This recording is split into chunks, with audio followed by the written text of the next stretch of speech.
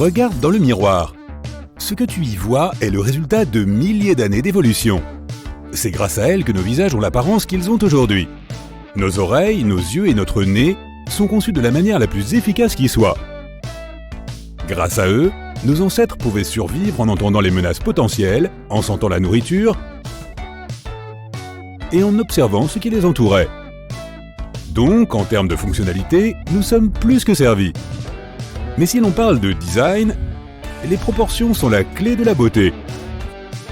Nous nous souvenons toujours d'un visage lorsqu'il se démarque. Nous sommes plus susceptibles de nous souvenir de grandes oreilles et d'une large mâchoire. Mais ce que nous percevons inconsciemment comme de la beauté est en fait la symétrie et les proportions. Tu peux regarder quelqu'un et être incapable de comprendre pourquoi il t'a marqué. Mais la vérité pourrait être que son visage était exceptionnellement proportionnel. Le monde tel que nous le connaissons est régi par les mathématiques. Et l'un de ses secrets les plus connus est le nombre d'or. Tu sais, ce truc tourbillonnant qui s'étend à l'infini. Littéralement, tout comme pi, un nombre sans fin. Cette idée du nombre d'or existe en fait depuis l'époque de la Grèce antique. Mais elle n'a été traduite en équation mathématique qu'au XVIe siècle. Le nombre phi commence par 1,618 et il ne finit jamais. Il représente la beauté et la perfection du monde qui nous entoure. Mais revenons au nombre d'or dans le visage des gens. L'apparence idéale signifie que chaque partie du visage est proportionnellement éloignée d'une autre. Le nez ne doit pas être trop long ou trop court. Les oreilles ne doivent pas être trop grandes ou trop saillantes. Les yeux ne doivent pas être trop éloignés l'un de l'autre, mais ils ne doivent pas non plus être trop proches. On estime que les personnes ayant de telles proportions ont un visage parfait. Mais même si une personne a ces traits de visage parfaits, il est impossible de les garder toute sa vie.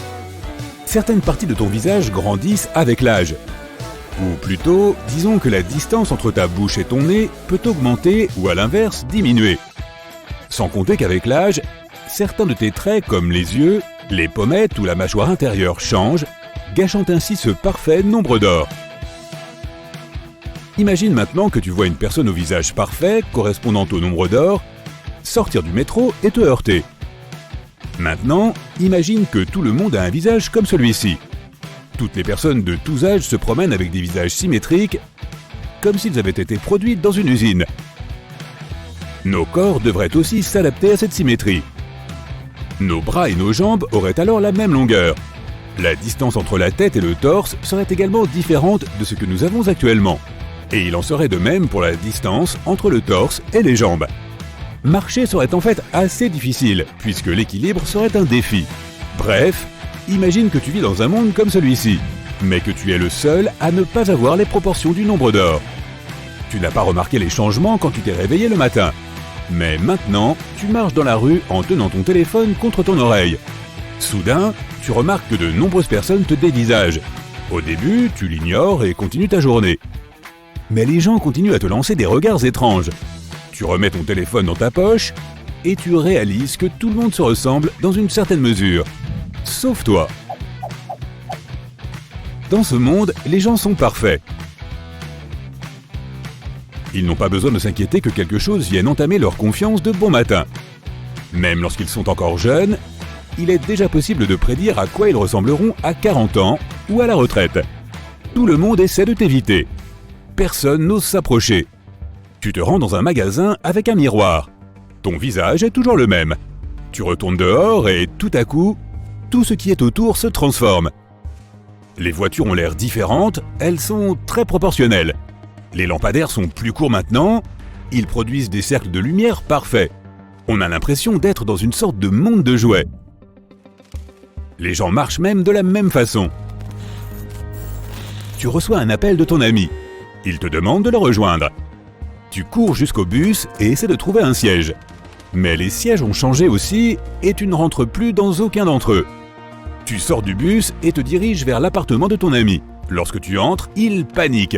Son visage a également changé. Après que ton ami se soit un peu calmé, il te suggère d'essayer de comprendre ce qui s'est passé. Tu trouves un détective et le payes pour qu'il découvre la vérité. Mais aussi professionnel que soit le détective, il n'arrive pas à résoudre l'affaire. Il n'y a aucune explication à cela. C'est comme si le monde avait soudainement changé en quelques secondes. À la fin de la journée, tu rentres chez toi vaincu. Tu penses que si tu t'endors, tu te réveilleras peut-être à nouveau dans le bon vieux monde. Mais le matin, tout est identique. Des semaines ont passé. Tu essaies encore de t'y habituer, mais tout le monde continue de te dévisager. Tu finis par être licencié et tu n'as plus rien d'autre à faire que de rester à la maison la plupart de tes journées. Tu as l'impression de ne pas être sorti depuis des lustres et même ton seul compagnon, ton poisson rouge, a l'air bizarre. Non seulement les gens, mais aussi tout ce qui existe dans ce monde suit la règle du nombre d'or, y compris les animaux.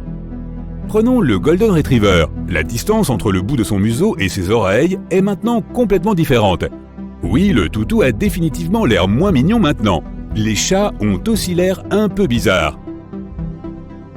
Tu fais un safari et tu observes tous ces animaux incroyables qui se promènent.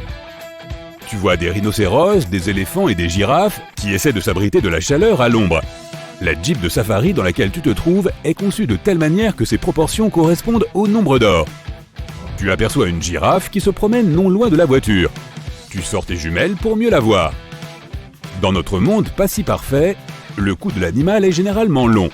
Ainsi, elle peut manger des feuilles à la cime des arbres. Mais ici, à cause du nombre d'or, la girafe ressemble à un lama ou à un chameau avec la même longueur de cou. Au loin, tu aperçois une troupe de lions. Ils ressemblent un peu à des boîtes. Leurs museaux ont une forme bizarre et ne sont pas très jolis. Mais leurs proportions sont techniquement correctes. Et pourtant, il y a un problème. La bouche et les mâchoires d'un lion sont conçues pour mordre et retenir la nourriture.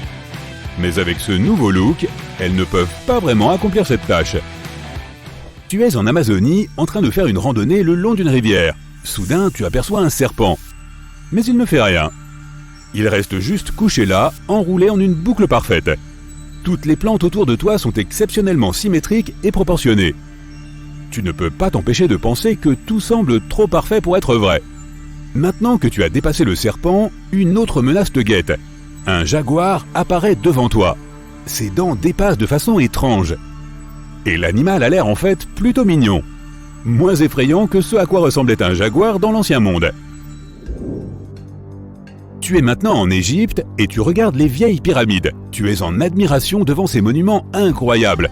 Étonnamment, dans ce monde parfait, elles ressemblent exactement à ce qu'elles étaient dans le monde normal. Certains mathématiciens considèrent la Grande Pyramide de Gizeh comme un exemple parfait du nombre d'or d'après les mesures de ses fondations et de sa hauteur.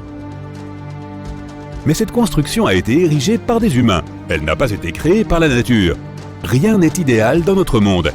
Et c'est peut-être pour le mieux. Il y a des gens grands et petits, des personnes minces et trapues. Les imperfections nous rendent beaux et uniques. Il y a certaines choses dans le monde qui semblent correspondre au nombre d'or. Par exemple, les têtes de tournesol ou les pommes de pin. Mais elles sont toujours différentes de quelques décimales. Phi n'existe pas vraiment dans la nature. Les coquillages, les queues de caméléon, les coquilles d'escargot et d'autres choses en spirale ne correspondent pas au nombre d'or, même si à première vue, on pourrait penser que c'est le cas. Cette confusion est une chose assez courante. Mais au final, ce sont les mathématiques qui gagnent. Dans tous les cas, garde à l'esprit que la beauté est subjective. Et trouver Phi dans la nature n'est pas ce qui rend le monde si merveilleux.